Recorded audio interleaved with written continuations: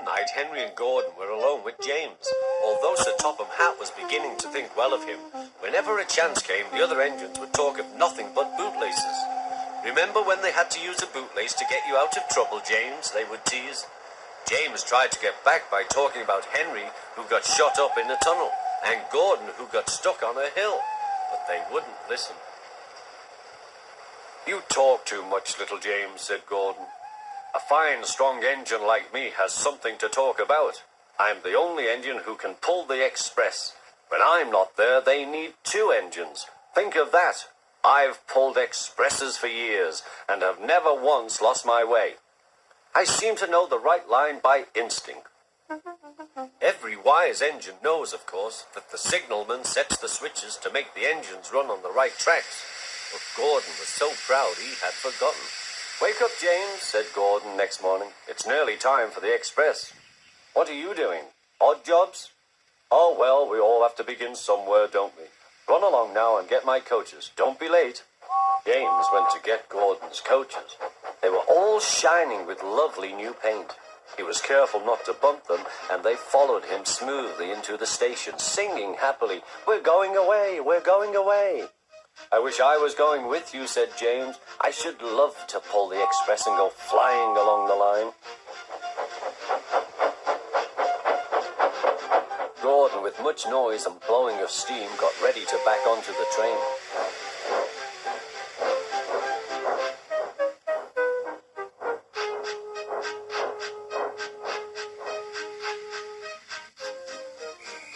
Sir Topham Hatt was on the train with other important people, and as soon as they heard the conductor's whistle, Gordon started.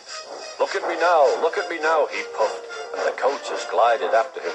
"Poop, poop, poop, poop, poop. Goodbye, little James. See you tomorrow." James watched the train disappear and then went back to work. He pushed some freight cars into their proper sidings and went to fetch the coaches for another train. James had just brought the coaches to the platform when he heard a mournful noise.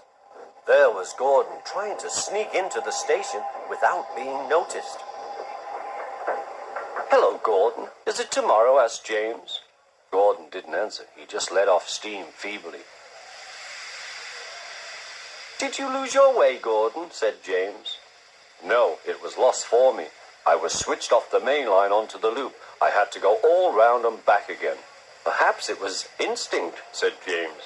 Meanwhile, all the passengers hurried to the ticket window. "We want our money back," they shouted. But Sir Topham Hatt climbed onto a cart and blew the conductor's whistle so loudly that they all stopped to look at him. Then he promised them a new train at once. "Gordon can't do it," he said. "Will you pull it for us, James?" "Yes, sir, I'll try." So James was coupled on and everyone got in.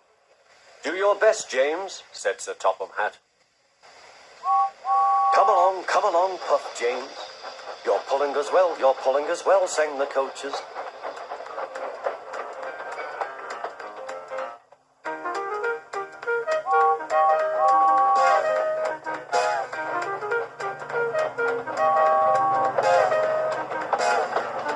Bridges and stations flashed by, the passengers cheered, and they soon reached the station.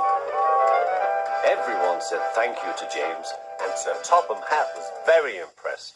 "Well done," he said. "Would you like to pull the express sometimes?" "Yes, please," answered James. Next day, when James came by, Gordon was pushing freight cars. "I like some quiet work for a change," he said. "I'm teaching these cars manners. You did well with those coaches, I hear." "Good, we'll show them." And he gave his cars a bump. James and Gordon are now good friends. James sometimes takes the express to give Gordon a rest. Gordon never talks about bootlaces, and they are both quite agreed on the subject of freight cars.